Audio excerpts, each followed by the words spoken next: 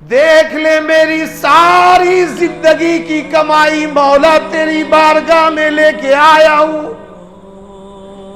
ایک طرف دشمن کا لشکر دیکھ لے مولا میرے پاس 313 ہے, کچھ بیمار ہیں, کچھ بوڑھے ہیں, کچھ اللہ کے رسول کی صحابیہ ہے حضرت خنسہ رضی اللہ تعالیٰ عنہ, زارو قطار رو رہی ہے. بیٹوں نے کہا مائی میں کھانا نہیں کھاؤں گا, بتاؤ معاملہ کیا ہے. کہا بیٹا تیرے باپ تو ہے نہیں, دنیا میں چلے گئے, تو یتیم ہے, تیرے بس کی بات نہیں, تو کھانا کھا.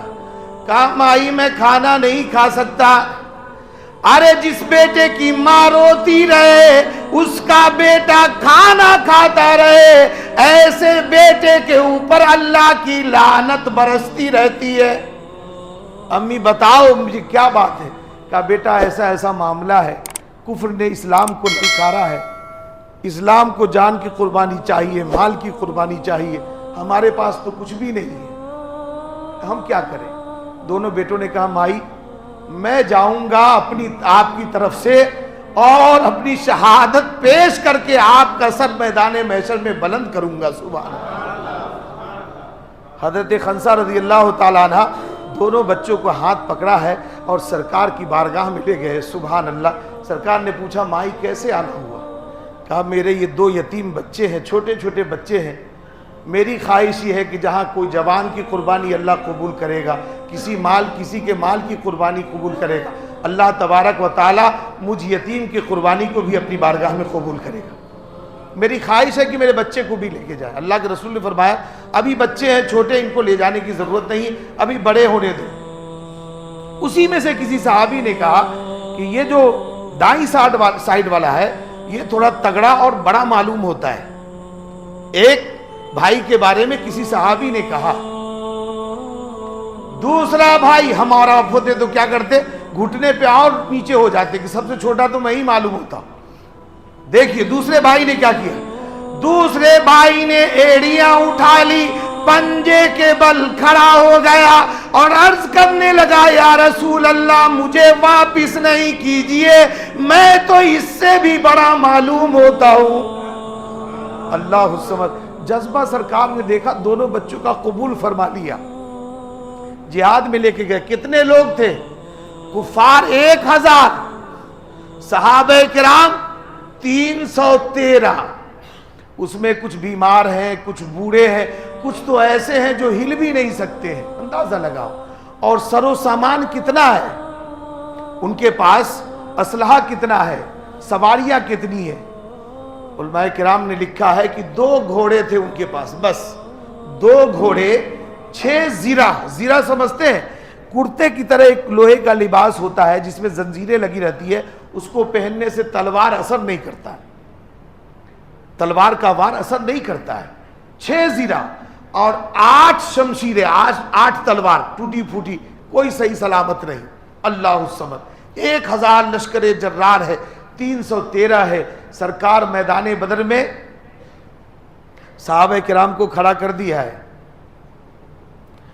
نماز کی نیت باندھی ہے, سجدے میں گر گئے. عرض کیا مولا دیکھ لے میری ساری زندگی کی کمائی مولا تیری بارگاہ میں لے کے آیا ہوں.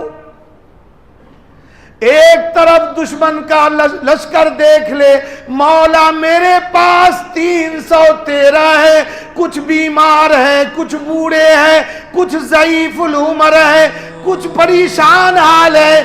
مولا اگر یہ 313 آج دنیا سے مٹ گئے تو تیرا نام لینے والا بھی کوئی نہیں ہوگا.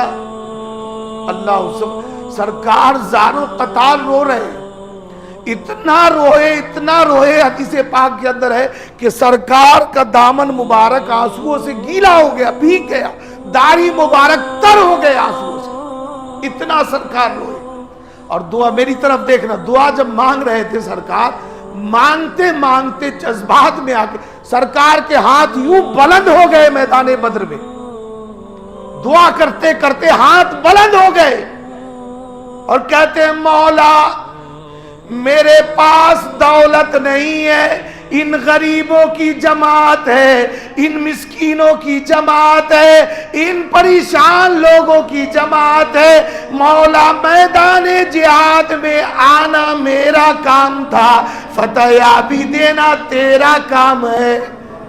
اللہ کے رسول نے دعا مانگی ہے، اللہ نے وعدہ فرمایا، قرآن میں ہے اس واقعہ، اگلی آیت میں ہے، اِذْ تَقُولُ لِلْمُؤْمِنِينَ أَلَنْ يَكْفِيَكُمْ أَنْ يُمِدَّكُمْ رَبُّكُمْ بِثَلَاثَةِ آلَافٍ مِّنَ الْمَلَائِكَةِ مُنزَلِينَ، قرآن کی آیت ہے، یہ اگلی آیت ہے، 3000 فرشتے۔ پھر اگلی آیت میں ہے بِخَمْسَةِ آلَافٍ مِّنَ الْمَلَائِكَةِ مُصَوِّمِينَ، 5000 اللہ نے فرشتے بھیج دیے، سبحان اللہ۔ صحابہ کرام کی مدد کے لیے اللہ کے رسول نے جب دعا فرمائی، 5000 فرشتے بھیج دیے۔ ایک خبیث تھا اس میں، عتبہ، جو حضرت بلال کو اپنا غلام بنا کے رکھا تھا، بہت ستایا کرتا تھا حضرت بلال رضی اللہ تعالیٰ عنہ۔ عتبہ، پرانی بات ہے، وقت کم ہے لیکن ایک اشارہ کر دوں، مکے میں ایک گھوڑا پالے ہوا تھا جس کو وہ خوب کھلاتا تھا، پلاتا تھا، اس کی خدمت کرتا تھا۔ سرکار گزر رہے صلی اللہ علیہ وسلم، پوچھا عتبہ کیا ہے؟ اس نے کیا کہا، اے محمد عربی، میں نے گھوڑا اس لیے پالا ہے کہ نعوذ باللہ اس پر بیٹھ کر کے میں تجھے قتل کروں گا۔ اس عتبہ کمینے نے کہا سرکار کو، سرکار کی زبان مبارک سے نکل گیا، انشاءاللہ تجھے میں ہی قتل کروں گا، سبحان اللہ۔ اب زبان مصطفیٰ سے یہ بات نکلی، آج ہمارا ایمان نہیں ہے نبی کے فرمان پہ، آپ کا ایمان نہیں، حقیقت بول رہا ہوں۔ کافر ہے مکے کا، اسلام کا پکا دشمن ہے، گھر جا کر کے زارو قطار رونے لگ گیا، ہائے ہائے کرنے لگ گیا۔ پڑوس کے محلے کے لوگ اکٹھے ہوئے، ارے چودھری جی کیا ہوا، سردار جی کیا ہوا، آپ روئے کیوں؟ کہا تجھے معلوم نہیں ہے، محمد عربی نے میرے قتل کی خبر دی ہے۔ کہا کہ قتل کی خبر دی ہے، اس کے لیے تم گھبرا رہے ہو؟ ارے روزانہ ہم ان کو مارتے ہیں، ان کے صحابہ کرام کو ستاتے ہیں، ڈاکو دم کر رکھا ہے، تم ان کی بات کو مان کر کے اتنا پریشان ہو رہے ہو؟ قسم خدا کی کہو سبحان اللہ، اگلی بات میں بتاؤ، اور بلند آواز سے کہو سبحان اللہ۔ کفار مکہ کیا کہہ رہا ہے؟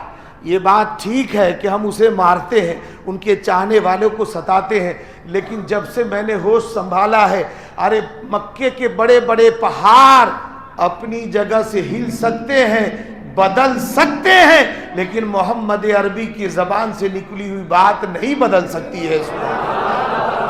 کیا بات ہے، سبحان اللہ، سبحان اللہ۔ یہ نوجوان کیا نام ہے، انور